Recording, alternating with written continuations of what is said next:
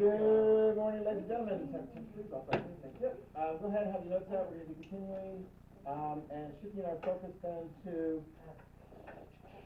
East Asia and Japan. Oh, no. Yeah. Oh, yeah. Oh, yeah. Chinese, my dad just told me many things about it. Oh, Chinese? Yeah. Oh, they. Well, my dad was really upset about this. I don't know why. Well, you'll find out. Well, I know why. But, like, I don't know why he was that upset about it. Yeah. Well, history. You know what? History. All right. So on the front sheet, it'll be like the last two bullet points of that first section. Okay. Yeah. And yeah, very, very good. Very good stuff. I've already talked to individuals who have meetings with me either today or Friday, or who are going to be getting documents to me soon, so that I can set up meetings on your eye and keep things going. Just as an update, raise your hand if you know your parents have responded to Mrs. Anderson's inquiry as to going back full time after spring break. Because Miss Anderson passed, Miss Anderson passed along to the teachers the initial response, which was like 72%, and the parents were like, yeah, let's do this. And a bunch of the other school districts, Boise, West Ada, are like looking like they're going back to that. So I'm anticipating that we'll be back in probably after spring break, although it looks like the Mondays might still be separated out as not actually physically attending, which will help the teachers because we still got one junior, and a handful of seniors, 9th graders, 10th graders who are still doing it at home, and I don't think there's any. So they've got some choice. So we'll see how that plays out. I don't know for a fact whether it will be 8 periods a day, every day, or if it will go to the AB schedule. It better go to AB schedule. Well, there we go. Well, otherwise, no. I think a lot of people would like that. I wonder because those are. Then we'd have homework for every single one every day. No. So anyway, advocate. You got a voice. Use it. I'm gonna use it. Okay. All right. But and I agree because I like the long periods for me. But it's an admin kind of thing, and so there's all kinds of different moving parts, and I can't even see all the different moving parts to know whether or not that actually takes place. Because I know like sometimes the tricky thing is like lunch schedules and teachers who teach middle school and high school and stuff like that. But I do know I have her for next year. The plan is to do the AB schedule. Just do last year, but like again. Oh, I know. Yeah. I know. So we'll wait and see. I did hear a rumor that maybe it is the AB, but I don't know that. That's why I sent an email to the San Francisco for confirmation one way or another. Because it's a moving thing. Thankfully, the numbers are going down. Okay, so although we've had 1, 2, 3. I wouldn't want to see a 4th after Well, it probably won't be now that the vaccine. I hope that's the case. I got my vaccine and I know. And then die. That's good. Okay. No. So, any questions? As far as this unit's concerned, just so you can kind of see what's on the horizon, I want to say like a couple of weeks. We'll be doing the Japan part. Break with Nanking, that'll be for the rest of the week.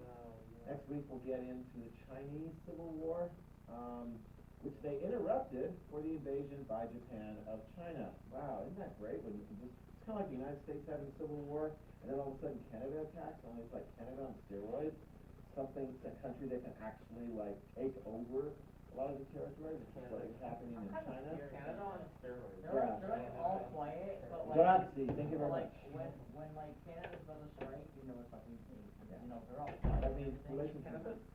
But it's like neighboring countries happen, and then Spanish Civil War, and then You don't know what they're planning. big task, 7 points. End of this unit. Like earliest a couple weeks. 700 points. No, I said 70. Okay, thank God. Yeah, let's go ahead and stand. Oh, now instead of sitting. I was waiting. All right, ready? Begin.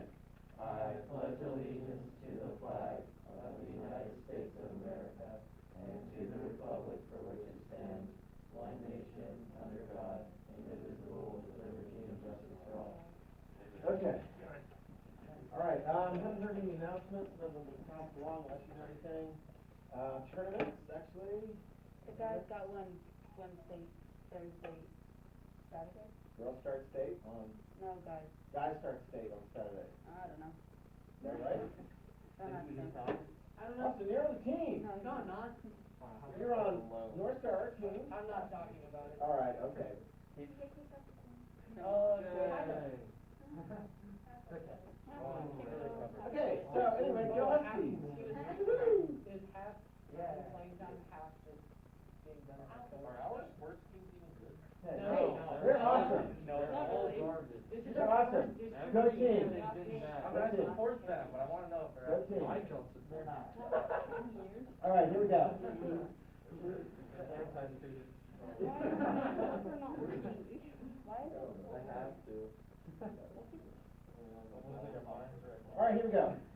Japan, write this down. Japan. Start taking notes because, here we go. Japan, World War II, we're talking about the origins of World War II. World War II in Asia is going to be instigated by Japan.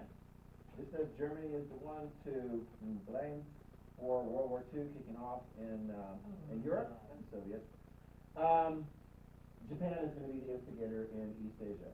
Japan is a really, really cool country, but Japan is very interesting because if you look at the history of it, I don't know, raise your hand if you're like interested in anything having to do with Japanese culture or technology or society and so forth. I mean, you guys think of things like, you know, I don't know, Nintendo or, you know, cars or other kinds of cool things. How many of you guys think of like militaristically taking over one's neighbors and chopping off their heads? Every day. Oh, yeah, all the Okay. time. So you're like, is that Japanese? It was in the latter part, write this down, in the latter part of the 1800s and in the first half of the 1900s. Okay? Japan was a fairly unrestrained imperialistic power that was, as you can see from this map right here, take a look here. I'm going to refer you to this map at a number of different times. Japan in red is going to take over various different areas, first in the pink, Korea, Manchuria, then expanding into China itself, taking over much of North China along the coast, fighting ferociously against the Chinese. And then when World War II kicks in, because we'll get to that officially in the next unit, but we'll lead right up to it. When World War II kicks in, oh my gosh, they're just going to be like all over the place, taking over French-controlled areas in Southeast Asia, countries that are today Vietnam, Laos, and Cambodia, gaining control, influence over Thailand, Burma from the British, the Dutch East Indies, now Indonesia, and Philippines. Yeah, they're going to take that from the United States during the initial stages of World War II in the Pacific. So Japan, at that time, in the first half of the 20th century, is going to be a big, powerful, unrestrained military empire. Who's going to stop them? Anybody in that region? China? No. I mean, we've already kind of taken China's measure, an outdated, non-modernized, decaying country that everyone is like coming in and taking over chunks from, including the Japanese and the Russians and the British and the French and the Dutch and the Americans. Yeah, so China's not going to stop them. Who's going to stop Japan? America. Wow. Yeah. Actually, I want you to write this down because it's one of those weird things. It's kind of like, let me see, we've already taken the measure of America after World War I. Is America interested in going over to some other part of the world, to getting into a fight, to stopping some country from doing stuff we don't like? No. No. Yeah, if they attack us, but no. I mean, when Hitler was doing all this stuff over in Europe and so forth, where was the United States? Out of it. We're like, we are America first. We are, let's focus on America. We are isolationists. But, write this down, because this is going to be important actually leading up to World War II. We haven't developed Japan fully. You just know that when Japan has taken over all those areas, the United States is like, you shouldn't do that. You shouldn't do that. But are we willing to like jump into a fight? No. But be careful. Because sometimes you or a country may do something that is just one step short of a fight. You don't think you're getting into a fight. It's kind of like, how many of you guys have ever, I don't know, with a sibling just, I don't know, criticize, chastise, and it's just words. And then all of a sudden, that sibling just like goes, bah! And they pop you one. You're like, where did that come from? And you're like, and they're like, you have got me up to here. So here, check this out. You may know this about Japan. Does Japan have a lot of oil resources? Totally not. Exactly. They don't. Okay. No. They have Barely. I mean, some of the greatest resources that Japan has On is an its isolated island. its well-educated people. As far as like natural resources, not a lot of oil. You need oil. Write that down. You need oil if you're going to be a modern industrial country. At least back in those days. I don't know if it still do now, but we'll see how the transition goes. But back in those days, you definitely did, right? For your ships, for your planes, for your tanks, for your military, you needed that. Okay? Yeah. So Japan was importing a lot of those from various different parts, including the Dutch East Indies and so forth, including some of the places that America was in charge of. And then eventually America was like, Japan, we don't like what you're doing. For example, attacking China. We'll be talking about that today. So what do we do? No more. No. No more. No more oil. It's called an oil embargo. Yeah. Okay? An oil embargo. Think of it this way. Imagine your neighbor, or maybe a sibling, harassing people with a garden hose. And they got this garden hose, and they're just like spraying everyone. They're being a real nuisance. And you're like, cut that out. They don't listen to you. And you're like, cut it out. They don't listen to you. So you go over to the hose, grab the hose. No. You put a kick in it. Right? You know how that works. It needs a pocket hose. Right? And of course, you're hoping that what they'll do is they'll look at the hose. And then you're like, And you unkick it. And then it right. goes in their face. But no, you kick it because you don't want them to have continual supply. Think of the United States as putting a kink in the oil. So Japan is looking and going, wow, let's just see. Wow, the United States is really serious here. They're doing an oil embargo. We're not going to have as much oil to continue our military attacks. So it's a calculated risk. The United States is like, well, that was easy. We didn't have to use our military. We just cut off their oil supply. And then Japan makes a calculated decision. Do we really? They make a decision. They're thinking, does the United States really want to fight? Because we don't think they really want to fight. I think if we hit them once, they would like back off. So they made a calculated decision. On December 7th, 1941. And a top admiral who knew the United States, who studied the United States, was like, I have a feeling this is not going to work. It's going to be like waking a sleeping giant. He was actually in charge of organizing and carrying out the attack on Pearl Harbor, where we got attacked and our Navy was decimated. The Japanese figured the United States would just back down and cower away. Is that what happened? No. We woke up, okay?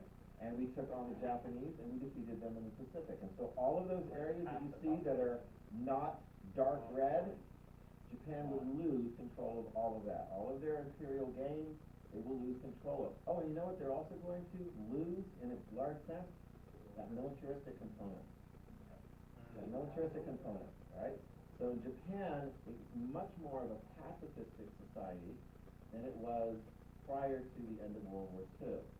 Very interesting thing going on there. Although, you scratch deep enough, you might still see some signs of adoration of some of those great military folks, including some that didn't necessarily get punished for, let me see, what do we call those? War crimes, yeah.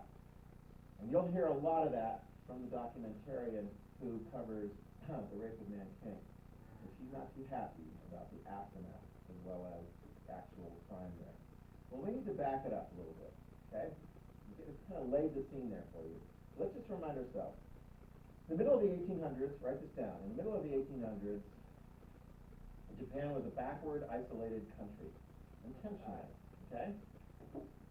They had a militaristic tradition, samurai who would fight on behalf of their local warlords time and time again. But there was no singular power in Japan. Yes, they had an emperor, but the emperor didn't have any real power. Japan just liked to, I don't know, fight the way they did and do the way they did things and have honorable combat, not with guns. Guns isn't honorable. You get some guy walk up and snipe you. Like, what the heck? Where's the honor in that? In Japan, military fights for like several hundred years leading up to like the middle of the 1800s, they were getting the fights, and if somebody lost, I mean, that was disgraceful. And what would be the honorable way of handling that loss? Surrender? No. Execution. Yeah. And if they surrendered, well, but the heck yeah, execution. I mean, my goodness. Do you guys recall what happened in the middle of the 1800s when Japan was woken up from its isolationist slumber, its non-industrialized, almost medieval slumber? Who did that? Who showed up with a bunch of modern ships? They were colored black. It's the Black Navy. Modern ships, and said to the Japanese in Tokyo, we see you're trading with the Dutch and the Chinese, and you need to trade with us too. It wasn't the British, it was the United States. Write it down. The United States said in kind of a bullying fashion, we're coming back next year, and you better be prepared to trade with us, because otherwise we're going to force you to trade with us, just like China had been forced to trade with all the outside powers as a result of military fights in China. What did Japan do? Japan woke up. Okay? Japan woke up. This is the seriousness of Japan. Japan looks around and they're like, oh, we are vulnerable. That was a pretty powerful navy, and they got some pretty powerful modern weapons, and they've got industry, and man, we are weak. And we don't want to end up like China. So what do we have to do? Write this down. We need to modernize and industrialize. Modernize and industrialize. Well, where can they learn how to modernize and industrialize? Who was the first country to modernize and industrialize? America was not China. Britain, exactly. Britain was the first. It took a while, but write this down. Japan figures out how to do it in a relatively short period of time, 50, 60 years. They focus on making factories. They focus on developing their steel industry. They bring in experts, and they modernize. And we already know this, because by, say, let me see, 1904, do they have a sufficiently modern navy to handle, like, a European navy in a fight? Remember that fight? The Russo-Japanese War? Was Japan capable of handling a Russian military? Oh, yeah, they beat them. Yeah. So Japan modernizes. Here's the deal. You got these samurai, militaristic guys. Some of them end up as corporate executives. Ooh, I'd like to work for, Mitsubishi was founded by a former samurai. A lot of the other samurai, though, write this down. Isn't that what the symbol is? I think they retired. Yeah. Anyway, a lot of the other samurai, they don't just disappear. It's not like the Tom Cruise movie, The Last Samurai, where they all die on the battlefield. No, it's not like that. Many of them ultimately go into officer positions in the Japanese military. Write that down. Officer positions in the Japanese military. So they will have under their command men who have modern weapons, guns. These officers always still carry their swords, like their samurai swords. Notice this. They make the decision, if we're going to get this done right, we need to be unified as a country. But who do they look to as a unifying figure for Japan? Exactly, the emperor. So the emperor is going to go from being sort of like just a name to actually having, ostensibly, some power over the nation of Japan. So watch out, because as Japan, as they enter into the latter part of the 1800s and into the 1900s, they're going to look around and they're going to go, whoa, look at us, we've modernized, we're tough, we're powerful, we can beat people. I mean, is that like the only country in the world that looks around and goes, wow, we can beat people? No, we got the European countries that are doing that as well. And mix this in, because this is a critical component. Let me see, what should we call it? Racism. Racism. Oh, no. Yeah. You're like, I thought just the European people were the racists, and they look down upon everyone else. I'm sure, yeah. Well, here's the deal. Japan looks around, and they're like, wow, all these people are inferior, including the Chinese. Keep that in mind. Because the Chinese couldn't figure out how to fight off effectively all these outside powers. The Japanese look over and go, wow, we used to admire you, China. But now, we see that you are inferior. And it's like, whoa, I mean, what can happen with that kind of a mindset? Well, when we show you the film on the rape of Nanking, and you have the Japanese military gathering up the Chinese population and murdering them, You're like, wow, that sounds almost like Hitler's plan for Eastern Europe. Get rid of all those inferior people in that otherwise resource-rich land, and get rid of them, and then move your own people in. So you're like, It sounds pretty whoa, familiar. Something that happened, that's pretty rough. Yeah, I mean, it's not like any country did it intentionally. It just sort of happens over time. Remove all the Indians. So, yeah, I mean, it's just like, wow, mind-boggling. But I have to understand this. Japan coming out of the 1800s is confident. And they're confident in and a part of that is going to be confident in their military. And write this down. The military becomes more and more influential as the military has success. Okay? We've seen that before. You got a Kaiser in charge of Germany at the beginning of World War I. Well, who ends up being in charge of the country mostly during World War I, as the military component is so important? The generals. And we see the generals ultimately in Japan are going to be paramount. They're going to be very, very important. You got that? And I'll give you the name of one general in particular. All right. Now, let's get to some of the particular events in the growth of Japan's empire.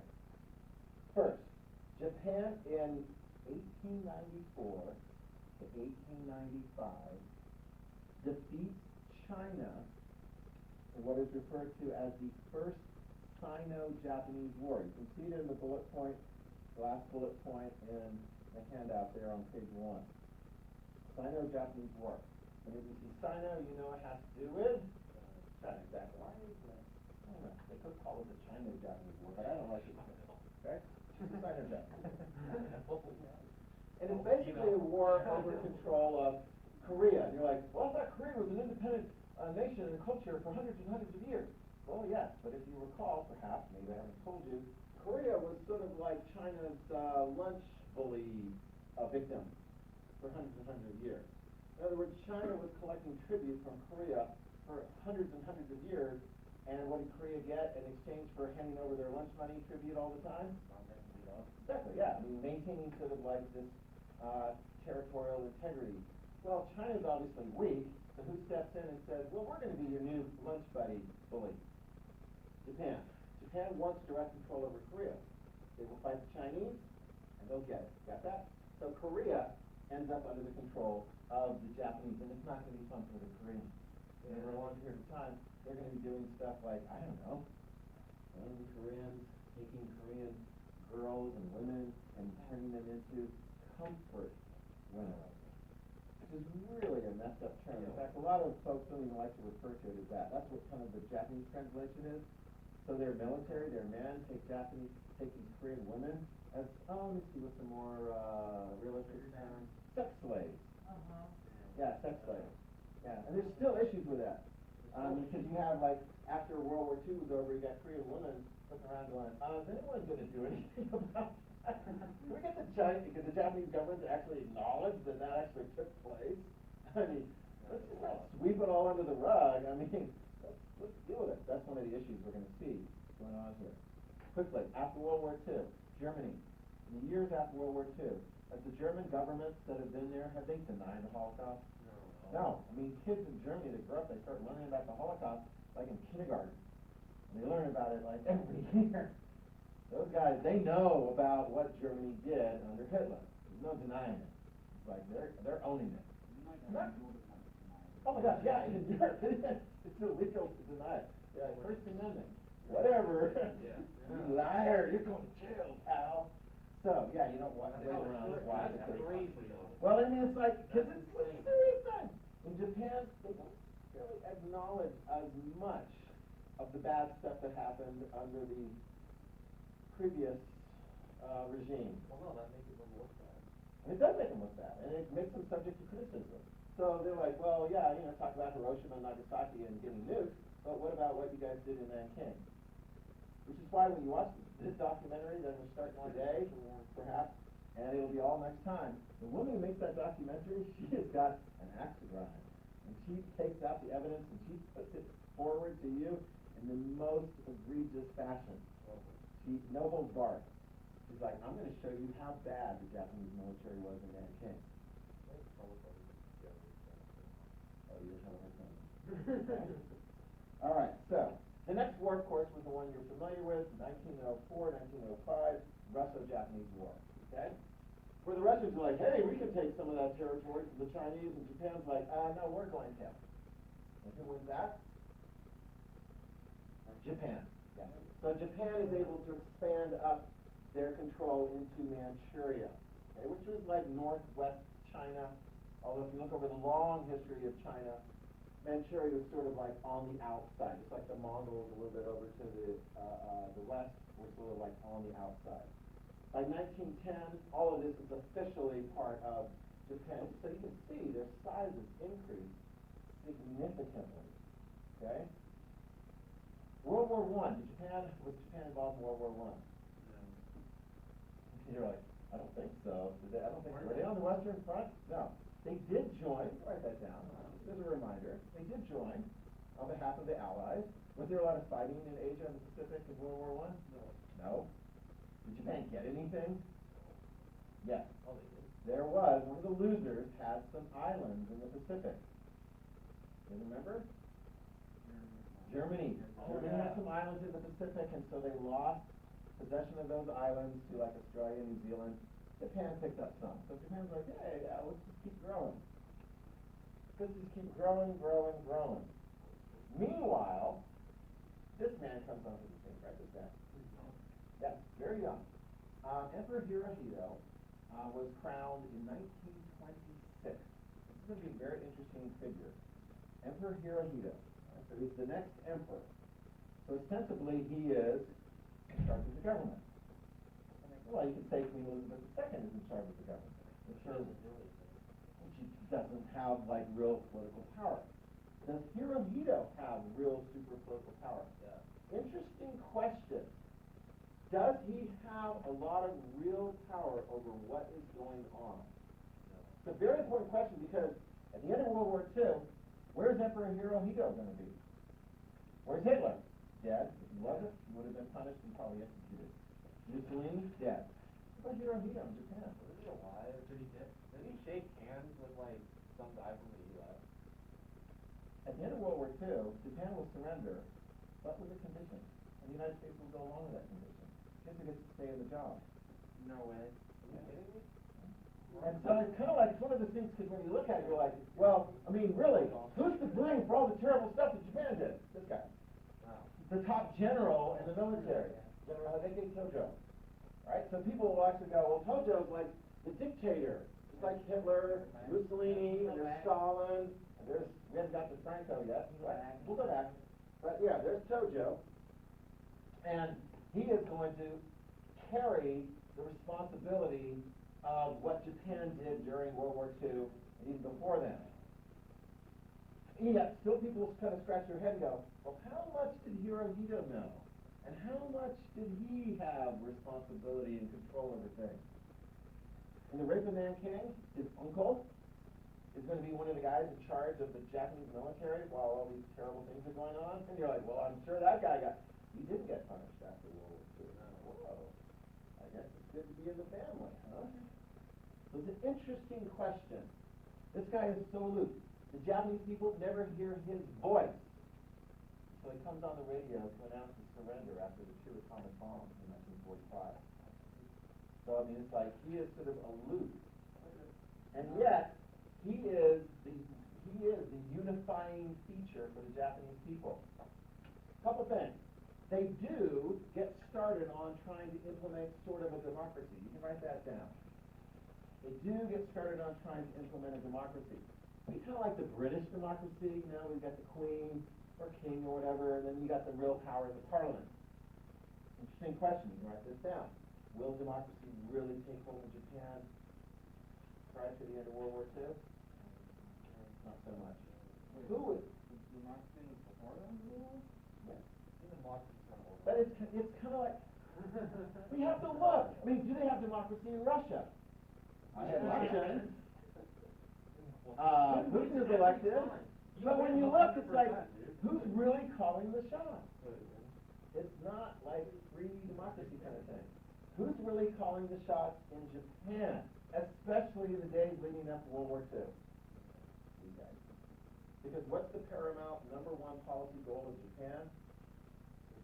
Taking over stuff out of the military. So they're like, hey, we do the military, we know how to do the military, we should be in charge. Is that okay here? Oh, going back to, is that okay, Hirohito? Sure, it's okay. Yeah, whatever. So then they turn their attention, here we go, 1931.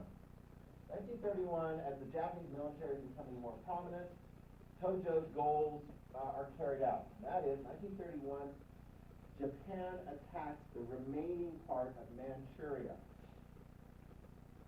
taking it away from the Chinese. An international organization, the League of Nations, says, you shouldn't do that, stop. Guess how effective that is? It's as effective as it is in all the situations in here. The League of Nations was totally ignored. Is China able to withstand the fight of Japan coming in? No. No. And here's an interesting little twist. Here's a little sort of like twisty thing. Japan gains complete absolute control over Manchuria, and it's going to be spreading this well over here. And you know who they put in charge? Japan put in charge as a puppet. Hu Yi. Write his name down, Austin. Hu Yi, look at this guy. He's adorable. Isn't he just? They put Hu Yi as the emperor. He's not that young when he becomes the emperor of what is known as Manchuria, or Japanese call it Manchukuo. The Japanese are like, hey, would you like to be the emperor of your traditional home area? He's like, yeah, I'd like that. Because what had happened? When he was a little guy, he became the emperor of China. He hardly realized that. Basically, his life was like, wow, I'm just a spoiled rotten kid. Everyone would be doing as he said. In the imperial palace. The reality was, China's empire, the Manchu Empire of the Qing dynasty, was on its last leg. And in his young lifetime, he would lose that. Lose control over all of China, which he didn't realize he even had. And then ultimately even lose control over the imperial palace, instead of telling people to drink, stupid things and so forth. Oh, okay, so when they're that young, I mean, they're not really, like, doing anything, right? I mean, they're not making decisions. No. Okay. And It's then, like the puppet. yeah, it's kind of like, and let me see, size up the control that the Chinese had over China by the end of the 1900s. Not much control at all. Yeah. I mean, they're losing it bit by bit. They'll replace it with a republic. We'll get into the details of like the democracy, and then of course the communists will come up. It's going to be a mess in China. It's going to be a complete mess. Hu Yi is quickly put aside, but then he gets to come back, albeit as a puppet emperor for the Japanese. He thinks initially, yay, I get to be in charge of my home territory.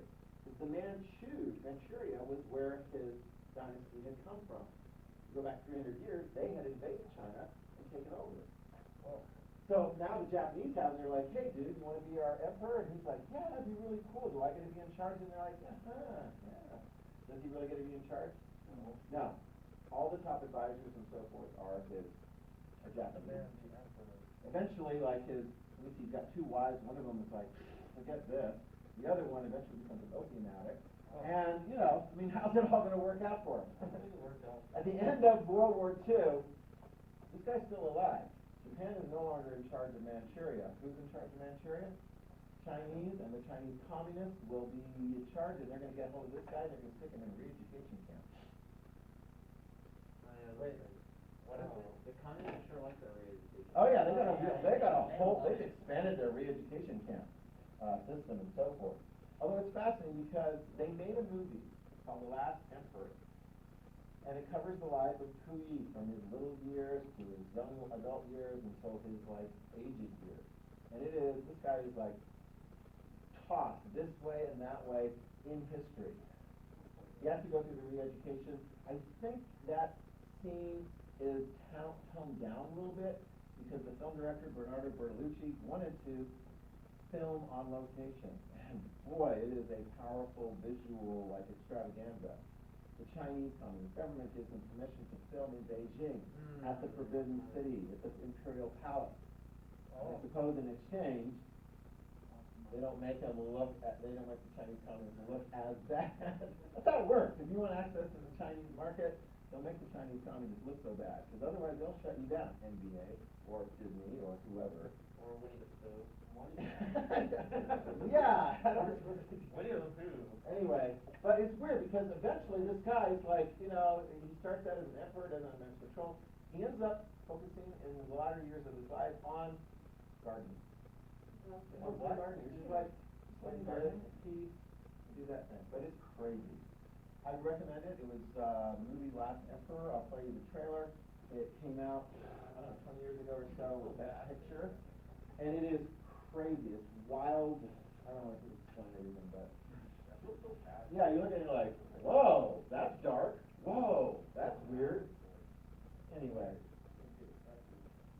we'll play it for you. Yeah, here's the Empress Dowager announcing to him as a little boy, you're going to be the next emperor. He's like, oh, what's that animal? Can I play with it?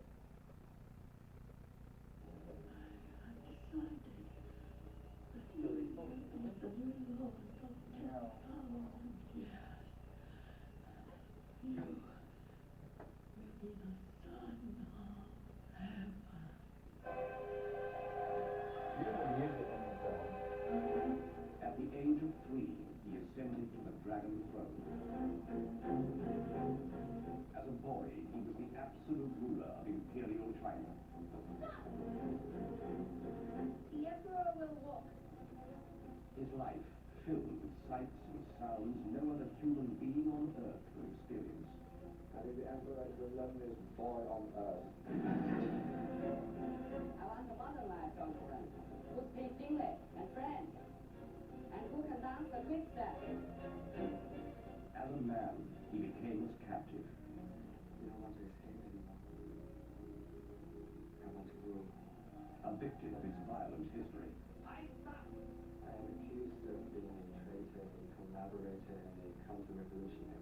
It is not an accusation. A prisoner of his own power. Do you think a man can become emperor again? Yes. Japanese. They are getting closer to you every day. He was Hu Yi, lord of 10,000 years. The last emperor.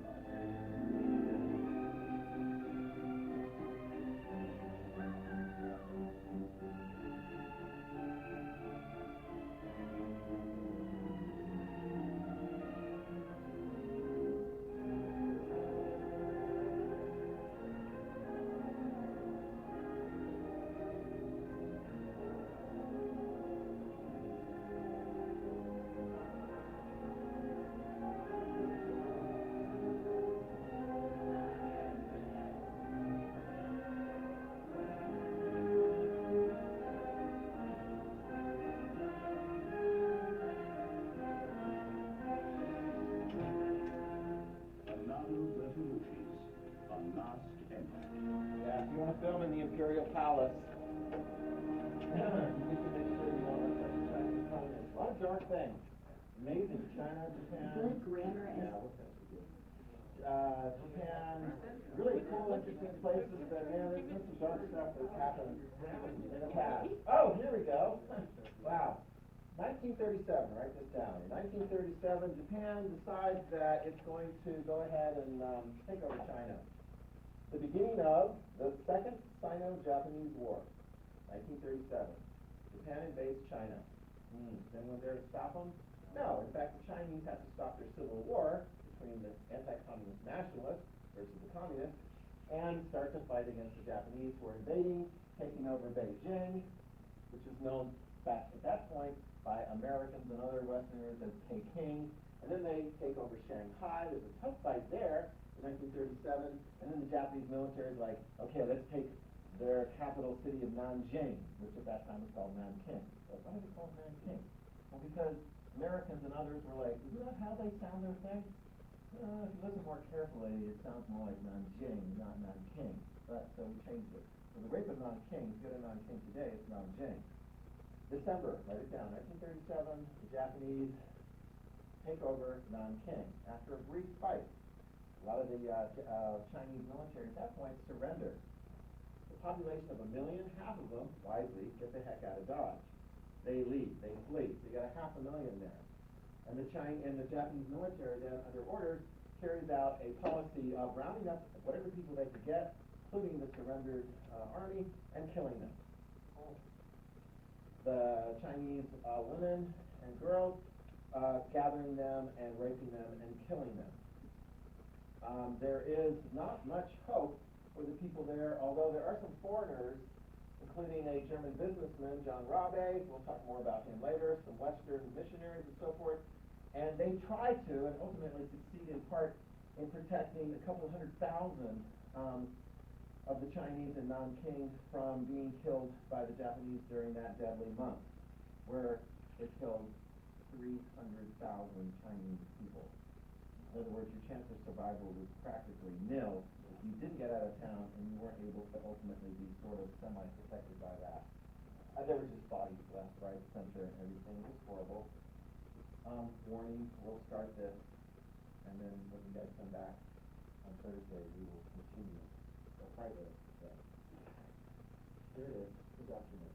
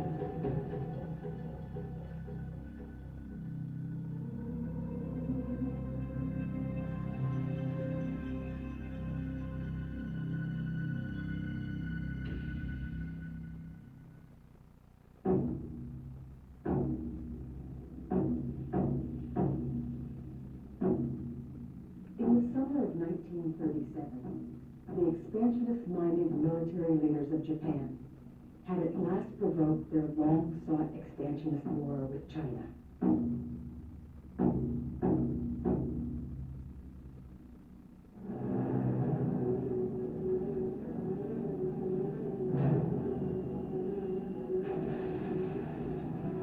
They had arrogantly boasted that they could conquer all of the huge nation in 3 months.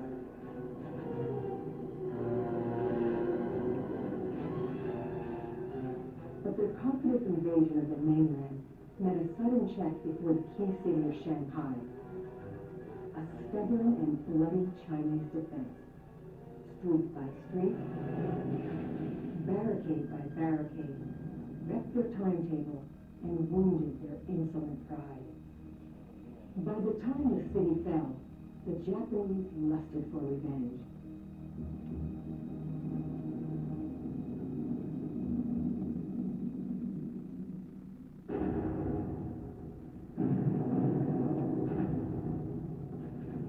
They would punish the Chinese defiance by terror at their next objective, the capital city of Nanking.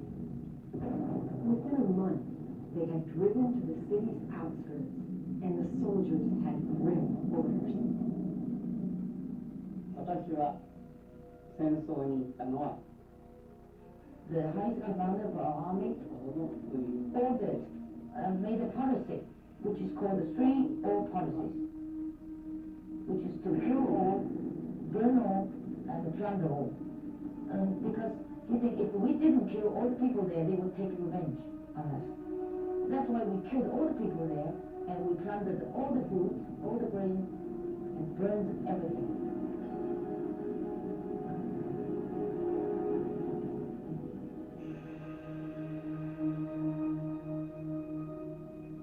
The overall commander-in-chief of the Imperial Army in the region was General Matsui Iwani.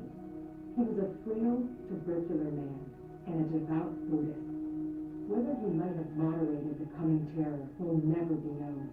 He fell ill, and into his place as commander stepped the fierce Prince Asaka Yasui, an uncle of Emperor Hirohito. He would ignore Matsui's departing request for a merciful conquest. Yeah, he would never be punished in the aftermath. This is the hard one. This is the one I think I told you guys about, where the first time I showed it, I didn't really kind of prep people as well, and some of them were pretty shaken. But try to prep you guys well enough. That's what we're going to be doing next time. So about 45 minutes, and so we've gone through maybe 4 minutes of it. So, wipe down, kill all the viruses. They do not have international Red Cross protection. So, yeah. Have a good rest of the